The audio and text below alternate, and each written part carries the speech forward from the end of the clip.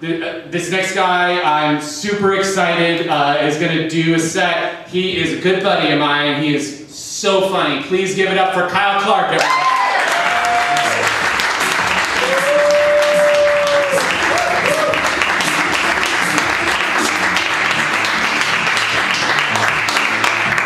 No, you can keep going. Thank you. There's a couple people who committed. You're brave and they are cowards.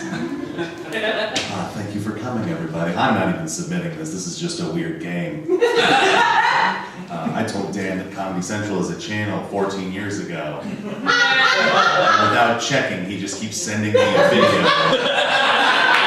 an email address that's still at Hotmail. I don't have the heart to tell him, and I know he's not listening now. How's everybody feeling? I'm gonna timestamp this, which is a bad call. Did everyone have a lovely Thanksgiving? I'm gonna name like 5 holidays though, so they don't know what it is. I'm just gonna dazzle them with my festiveness. I had a lovely Thanksgiving. Did anybody ruin their Thanksgiving because they forgot they're a ghoul in human skin? Because I sure did. Sometimes you're having a lovely conversation, then you find yourself blacking out and explaining to your uncle the concept of what the less dead are in true crime. And then you don't understand why they had to leave early, like a bad reboot of The Addams Family. I love true crime. That's a stretch. I love grisly details. It's the genre that is most readily available. I've met other people at things where people like true crime, and sometimes I'm like, oh, we're in a different game that has the same name. I went to an event earlier this year called Wicked Lit, which was in a Parks and Rec center in Thousand Oaks, California, in a multi-purpose room where they turn the lights off so it's extra spooky. And you walk around murder mystery dinner style talking to local actors who are pretending to be serial killers from famous true crime stories. Which is a beautiful thing, because it's important that we find something for people who love the Renaissance Fair to do in the fall. And I never think about when it gets chilly in my life, but I want to play act now, but it's too cold for my corset. I had a lovely time. I brought a lady friend with me, and she left to go do something. I assumed smoke in the parking lot, because what we're doing was dumb. And after she left, a man dressed as a murderous clown in sweatpants walked over to me. And he came real close, like he really had a real burning missive to say something, and he said to me, "Your girlfriend's real pretty. Maybe when you guys are walking back to the parking lot, I'll have to kidnap her and take her back to my basement to turn her into some kind of love zombie." Which is the most intense way to start a conversation. Not a hello, just I'm getting right to the point. I'm a murderous clown, and I feel like, why do we pussyfoot around with this? And my business is murder, and business is great. And I was taken aback by 2 things out the gate. First of all, this is a thing I paid for, so I can't even be upset about what this man has just said. And also, he had those sweatpants with the elastic still around the ankle that I didn't know they make anymore. So I was kind of up and down, like, I didn't know I made those. Also, I'm dealing with this. And I looked at the man, and I felt that in some misguided form of chivalry, I should defend the woman I'm with for the advances of this murderous clown. But I am at best a lover, not a fighter. I am more of a platonic cuddler, not a fighter. After really sifting through the details. But I, nonetheless, assessed my options for what I could do, and I did the only thing I felt was reasonable. I pushed up the bridge of my glasses, and I let out the nerd war cry of, "Well, actually." Sir, I feel as if your character you're attempting to portray as one John Wayne Gacy, the Illinois serial killer from the 1970s, what with your clown makeup and such. But I feel like you've not even done the basic research for your character. That shows me why you've been put in the prison of regional theater.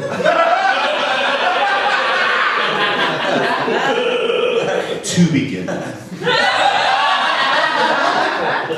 you said your girlfriend's real pretty. John Wayne Gacy was a known homosexual. He only killed boys aged 14 to 17. He worked for this construction company. He lured them back to his base with the offer of booze and marijuana and stag film, something no 14-year-old boy can say no to. And then he strangled them to death and put them in his crawl space until he ran out of room and then threw the rest in the river. So first of all, I don't think my girlfriend's in danger. If anything, you should be very attracted to me. Point number 2. You said that strange thing about the parking lot again. I wish you had at least checked out a library or something. But that was a move done by Ted Bundy, who was a heterosexual serial killer, so I guess partial credit. Point 3. You said that weird line about a love zombie? Friend.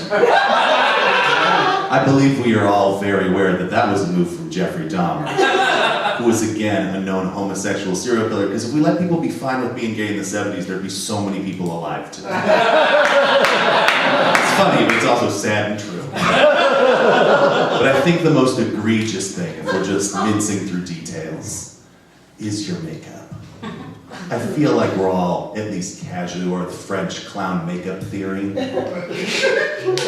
where we would all know that clowns traditionally use rounded edges, as you have done, but John Wayne Gacy, of course, in his sociopathy, put hard-edged triangles to show that even in a physical manifestation expressed through his makeup work, he was still a brutal killer. So I don't think I'll be afraid of you all. Not one bit. And that murderous clown got up in my face and said, "Hey, whatever, nerd." And he walked away. And if you want to know what a flawless victory feels like, it is watching the ass of a clown in sweatpants just wandering away from you in disgust. Because you've shown that you're the monster. Like the worst Twilight Zone. I love dumb things. I think 90% of the reason I got into stand-up is to travel around as an excuse to somehow use it as a tax shelter for visiting tourist traps. It's my favorite thing in the world. I was in Atlanta, Georgia earlier this year, which I thought everybody called Hotlanta until someone threw something at me. It turns out they don't, but I will tell you this. I was off of the plane a full 5 minutes before I was heading with my suitcases to the World of Coca-Cola Museum. Has anyone in this room been to that monument to capitalism?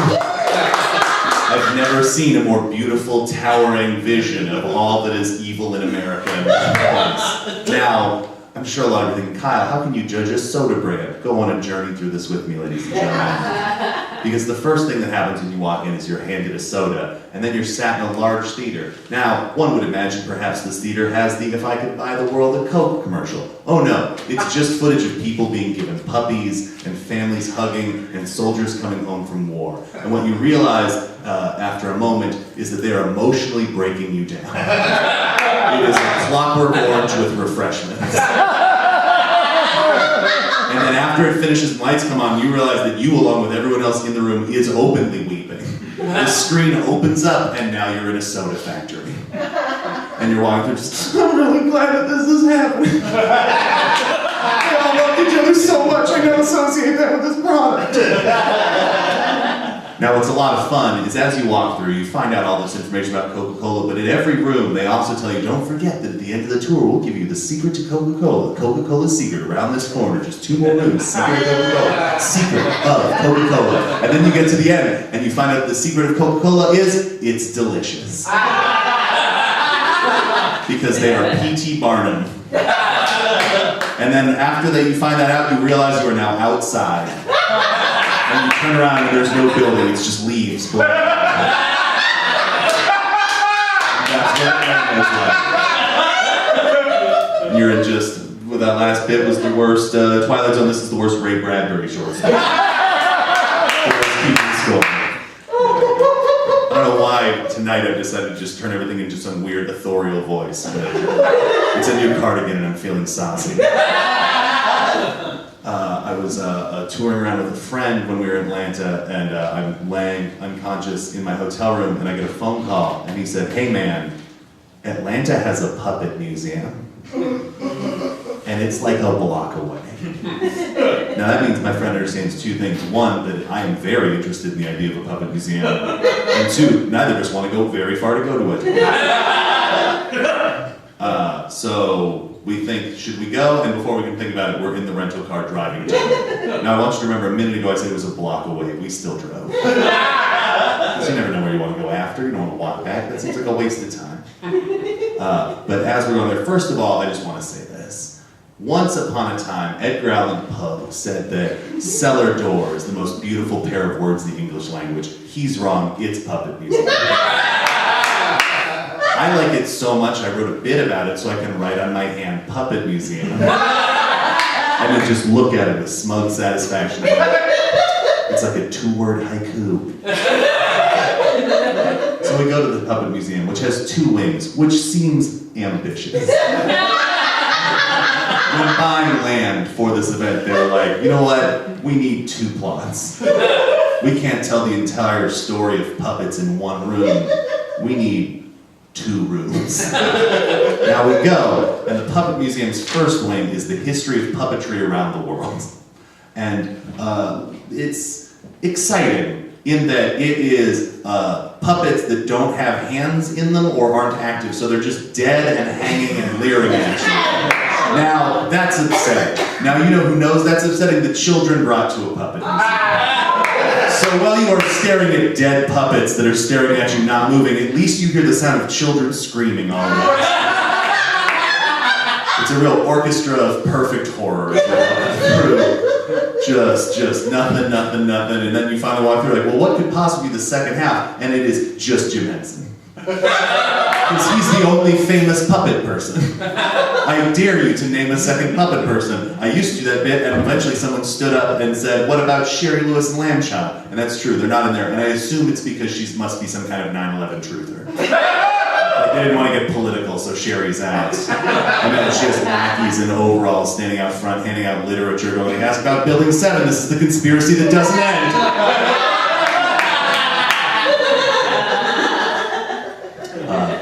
I had a real cathartic moment in the Puppet Museum in the Jim Henson portion, because it's really neat, because he's got all the original Muppets sitting there, and you're like, oh, these are fun, look, they're all made of felt and just hanging out. And in the center of the room in a glass case is Big Bird, the giant bird from Sesame Street. And I found out that at 6'6", I am the same height as Big Bird. And I learned that the day you become a man is when you realize that Big Bird to you is just regular-sized bird. Real dumb. I'm getting old. It's very exciting. I feel like I'm really growing into my senility. It's nice. I have started to do an old man move, which is I've taken an interest in my family history. Has anybody else made that old mistake? I thought it would be fun, and so I went to Ancestry.com and found that Ancestry.com is shockingly expensive. So instead of really going down the tree, I'm just writing down weird shit my mom says. Because my mother has a gift for saying very cryptic, dark things about our family and then going about her business. As if she should not just say a Sphinx-esque riddle that she just goes back to humming and not caring about. And what I've been able to patch together through my family research is that I come from a proud, beautiful lineage of creepy drifters. Now, everybody thinks their family is creepy drifters, but literally, the way my family does a family reunion is we open up a plastic cooler and we start dumping Bud Light cans in until people just start coming out of the mist, and you notice them from the red cherries of Marlboro Light 100s. Until a guy in a work shirt and no teeth says, I hear we're having a gathering. There's a thing in my family that I found strange for many years that I just thought every family had, and it wasn't until I started meeting other people's families that I realized is a thing. I have a shocking number of family members who are missing fingers. I thought that's just a thing. I thought if you're just a working man, you just have 10, and then by the time you die, you just hope you got 6. That's a good run. That's like a retirement number of fingers. And I saw these soft other families with their 10-digited dads and uncles. And I was like, oh, I guess we're just a stubby people. And that's a weird thing to process because, I mean, you just get used to it. I have an uncle who can roll a joint with 7 fingers. Not as a party trick, that's just how many he has. And I think we can all agree that is on the lower end of number of fingers a person should have. He's a fun time though. My favorite person in my family who is missing fingers is my grandfather. He's missing his index finger on his right hand. And when I was a kid, I started to become keenly aware that all people normally have the same number of fingers. And I went up to my mom at 5 years old and said, "Hey mom, how did Grandpa lose his finger?" And she said, "Oh, he lost it in a washing machine," and then walked away.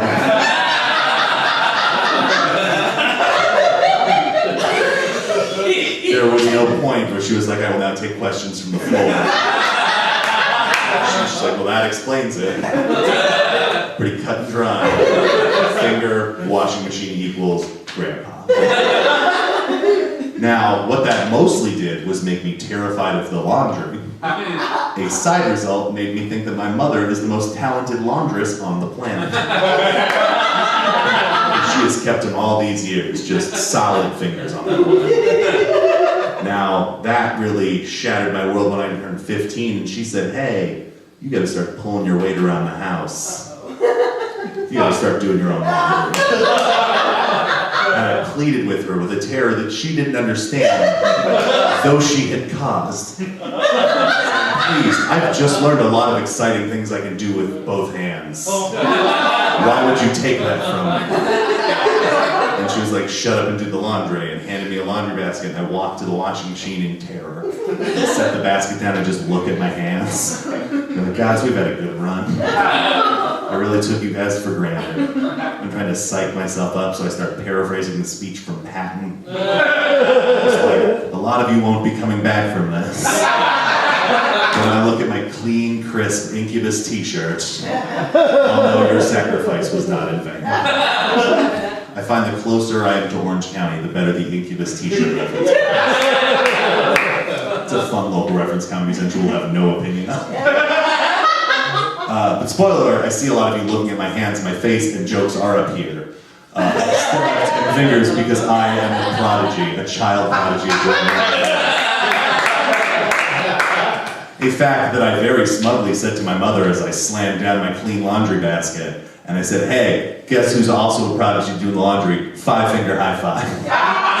I was denied that high five because my mother looked up from her newspaper and said, "What are you talking about?" And I was like, "Yeah, I did the laundry and I didn't lose any of my fingers like Grandpa. Turns out it doesn't skip a generation, we got this." And she just started to laugh at me. And I didn't appreciate that as an insecure 15-year-old. So I was like, "Why? What's so funny?" She's like, "Do you think that Grandpa lost his hand doing the laundry?" And I'm like, "I feel like you're being unnecessarily coy. I feel like you have more information than you're willing to give up." And she was like, "All right, so your grandpa didn't lose it doing the laundry. Your grandfather was climbing a pile of garbage in a garbage dump. And he fell off of a mountain of garbage, and he landed on an old rusty washing machine, and it hacked his finger up. And then he just didn't go get it. He looked at the washing machine, was like, "It wants it more than I do. I'm gonna go do weird trash people stuff now." It's fun because my grandfather was also a scientist, so it's one of those things where I'm just like, okay, so there's no rhyme or reason to anything. Now, to say after getting that information a decade later that I overreacted would be true. And did I yell, "Mom, do you think that Grandpa losing his finger doing in a washing machine and Grandpa was the king of Trash Mountain until he was dethroned by a washing machine are the same thing?" And my mother did the most motherly thing of all time. She looked at me and said, "Go to bed." I once got to see a member of my family lose a finger. Has anybody in here gotten to see someone lose a major appendage before? Because it's very exciting. No one is bored when someone's finger goes missing. My family, in amongst all the other things, because I just like to throw out weird cryptic information, because that's how I learned it, used to race cars. That's a thing, again, that I just thought other families did. It turns out, no, they had boats. My family used to race cars, and my cool aunt used to race cars, and race car fuel is expensive, so when you are going to pre-grid before the race, you get towed by a golf cart, and you're watching a very powerful car get dragged by a not powerful car, and it's kind of fun. There's some symbolism in there, but I've not figured out what for. But as you're doing it, what you do is you have a tow rope, and you tug it, and the person goes driving. And my aunt was adjusting in her car and banged the rope. And my other aunt, who was driving, took that as gas this as hard as you can right now, which was not what she needed. Instead, the rope wrapped around the tip of her middle finger, her favorite finger. And that bad boy popped right out. Just, because you think your extremities are just like attached. And it turns out your blood is just like a high-pressured system just waiting for an excuse to go fly. And that was when my father came up to me and said, hey, you're the oldest, so I'll let you decide. Do you want to clean the blood off her car or go find the finger? And I'm going to be honest, I think that's where my love for cleaning comes from. I saw my brother's face when he found that finger, and it's never really left his face. It's weird to watch an 11-year-old become haunted in front of you.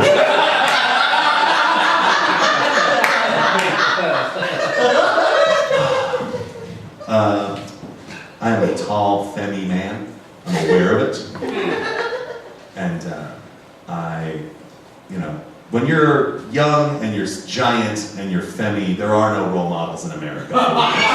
If you're a butch giant man, you've got literally just all the best Americans ready to be your role model. But when you're this, and you've always been this, just in various versions of this, there's nothing. You got nothing. So what happens is that you're just desperately looking, and then when you're 14, you see RuPaul Charles out of drag for the first time on MTV, and you think to yourself, my God, I would look amazing in that suit. And that is when I became a fanboy for gay culture. And I'll explain what that means. When I was 14 and I'm wandering in high school and middle school, most of the boys in my suburban neighborhood wanted to be African-American rappers.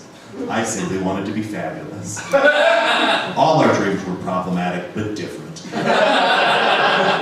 And I've spent most of my life just excited trying to be that and living with this curse of heterosexuality. I remember when I went to college, I'm in college. When you live in campus in college, you spend time just trying to get to know people. You just go from door to door going, are you an awful person? Yes. Okay. Yes. So you just end up sitting in a lot of rooms going like, no, I'm fun, I'm with this, sure. What are you, Dave Matthews Band? God damn, all of them. And one day I was sitting with a guy, I'm trying to get to know him, and he says out of nowhere, hey man, have you ever done ecstasy? Because when I went to college, there was a drug called ecstasy. And I was like, no man, why? Do you have some? And he was like, no man, I'm never gonna do ecstasy. I'm like, why did you bring this up? What is this? Are you like this thing? Me neither. And I'm like, why? Like, is it because techno music's bad? Because I can understand. And he's like, no man, I also love techno music. I'm like, I can't deal with this. Like, when I was in high school, my best friend took ecstasy, and then he fucked a guy. And I'm worried if I do ecstasy, I'm gonna fuck a guy too. And then we sat in silence forever. Because I couldn't think of anything to say besides, I think your friend is gay. And if the only thing stopping you from being gay is a drug that would make you okay with being gay, maybe you should just also be gay. Maybe date your friend, you have a lot in common, he has more experience. And then I couldn't be with that guy anymore because he's not living his truest self, and I was very jealous. Because he got his version of Are You There, God, It's Me, Margaret, and found out he was gay in college, and I'm still just like, God, I love boobs! But all that was fixed when I met my gay best friend, who was also my regular best friend, but I like to celebrate it. And if you're going to have a gay best friend, might I recommend having a rich gay best friend? Because that's what I did, and it's top notch. It's great. Because when you're a poor artist, you get to go on gaycations, which is what your best friend calls him traveling with you, because he can call it whatever he wants because he paid for it. That is how we ended up in New York City a few years ago at a place called The Cock, which is a gay bar in New York, except it's not a gay bar, it's an industrial building with a red rooster painted on the side. And you walk inside and it's just mayhem, and it's amazing. Now, when I say that, I imagine a lot of you just think that there's like glitter and fun. It's not that kind of gay bar. It's 3 a.m. in New York City kind of gay bar. So standing on the bar is what I can only describe as a human centipede of blowjobs. For those of you who lack imagination, that is 5 Puerto Rican men and 1 very Irish man, who I imagine said to his friends during the day, guys, I'm just going to stay home and read, don't worry about it. We're now standing on a bar, balls naked, like a weird kick line blowing each other. Like we're in a cool, gritty reboot of Coyote Ugly. And that's just a thing everyone in the room has accepted is happening. Now what's interesting is they are standing on the bar of a business that is still active. So now at the bar, there are 2 lines. One to get a drink, and one to blow a stranger. And it turns out at 4 a.m. in New York City, they're not wildly organized.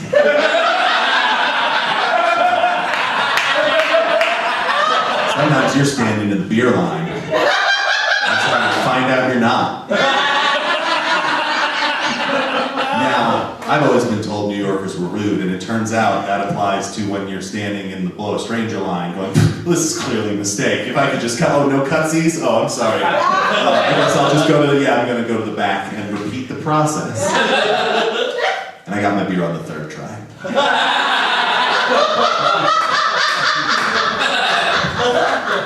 I've been thinking a bunch about dogs recently.